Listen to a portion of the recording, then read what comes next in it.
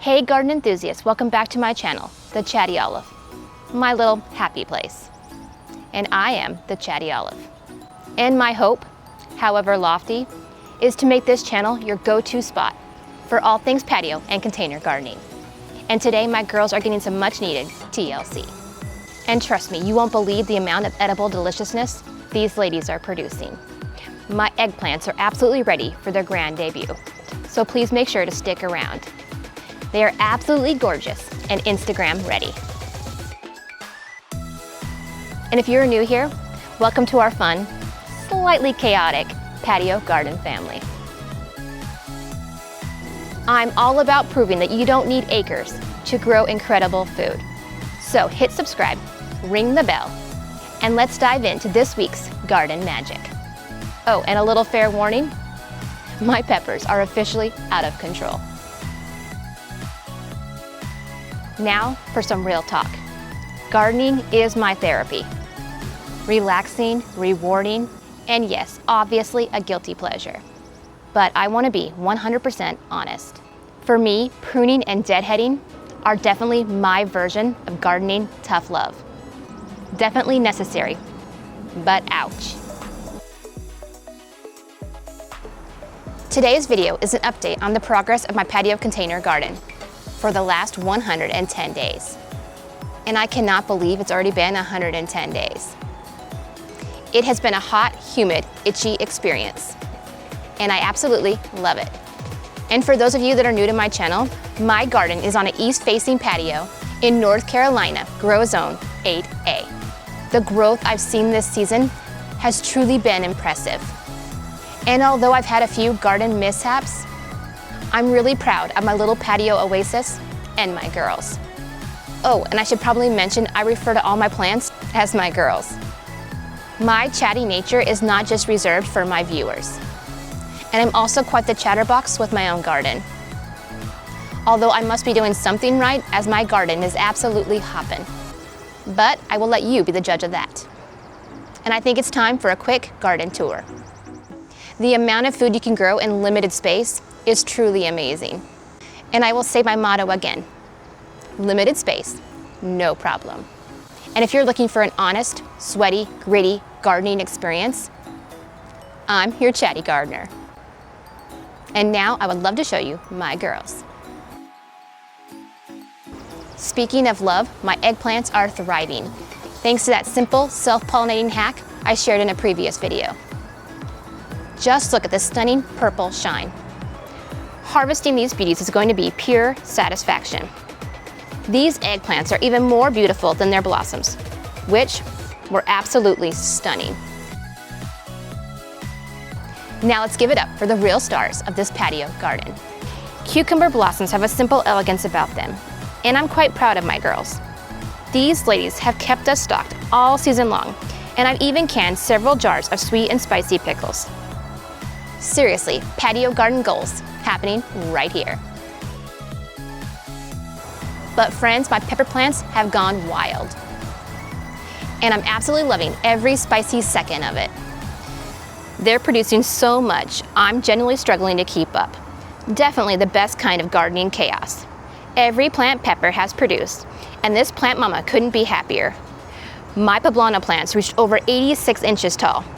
These girls produce some really impressive poblano peppers. My herb garden has been super generous, so I'm letting these fragrant beauties go to seed. I recommend embracing those natural cycles, friends. That's Chatty Container Gardening Wisdom 101.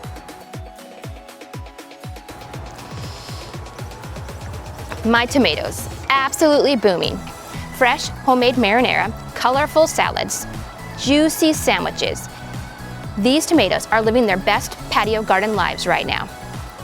They are so delicious. Previously, I've only grown cherry tomatoes, and I've been pleasantly surprised at the rate these patio tomatoes are booming. I do my best to harvest these gorgeous tomatoes before they ripen too much. I really do prefer to let them ripen on my kitchen counter.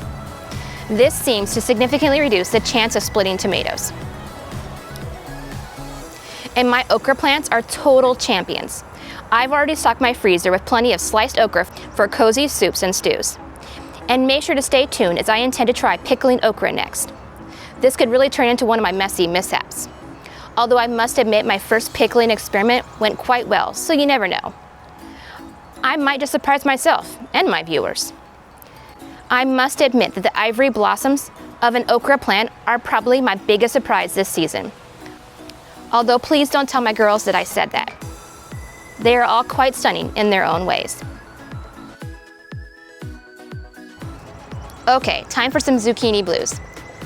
Let's get real. Not everything's perfect. My zucchini plants are still sulking. 0 zucchinis so far. Container gardening loves throwing curveballs. The plants appear healthy, but not a single zucchini to show for it. I haven't given up hope, but reality is quickly approaching. And unfortunately, I have some more disappointing news. It's time to share my squash drama. And don't get me started on the squash pests. Long neck squash sabotaged by creepy invaders. Half shriveled, half liquefied. Pollination isn't the issue. This is definitely a face-punching lesson in pest management. My next upcoming video will be sharing my recently discovered uninvited garden guests that made themselves right at home and all the fun that entails. And I'm sure you can imagine. Oh, and while we're discussing this unfortunate business, the mishaps keep coming, like my potato experiment.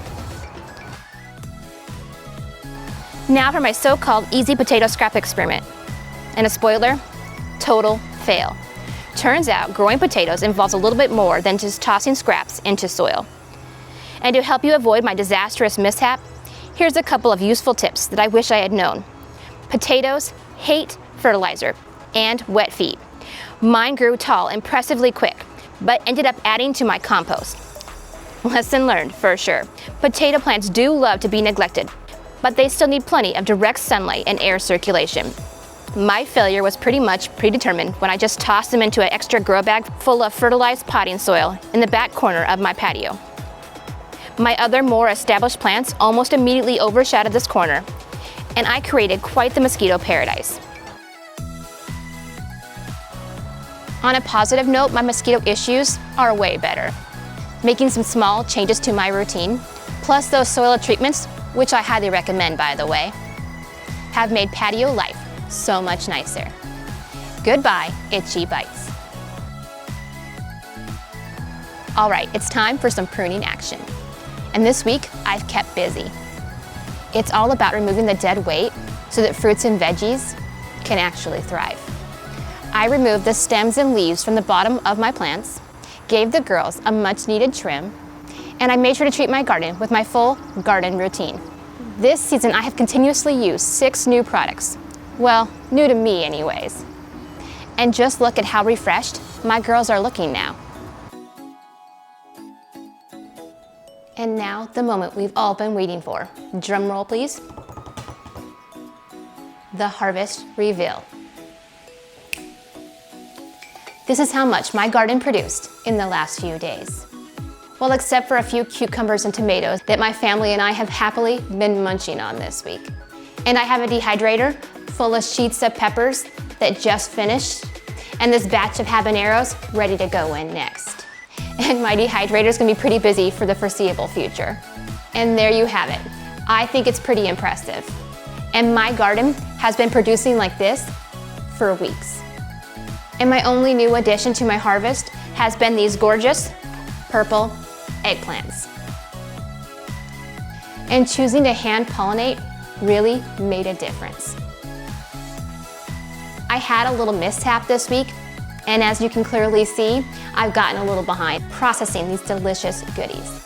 Please be extra careful when handling pruning shears.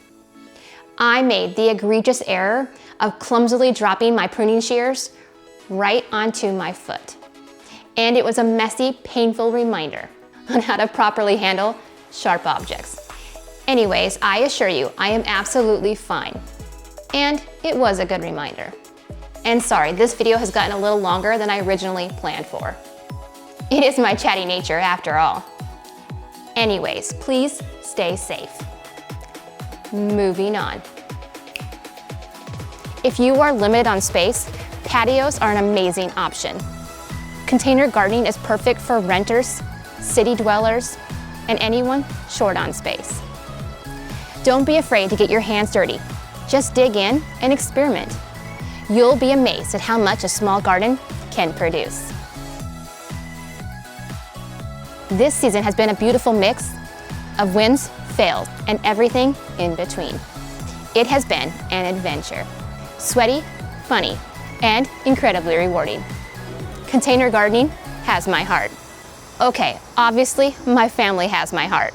Blah, blah, blah. But seriously, I do love to garden.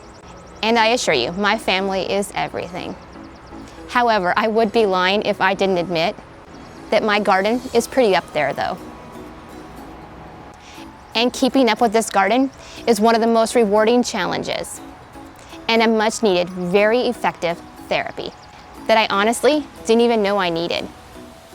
And if you've been hesitant about starting your own container garden, this is your time. Go for it. Experiment, have fun, get your hands dirty. You've got this. And if by some chance you fail, that is absolutely okay.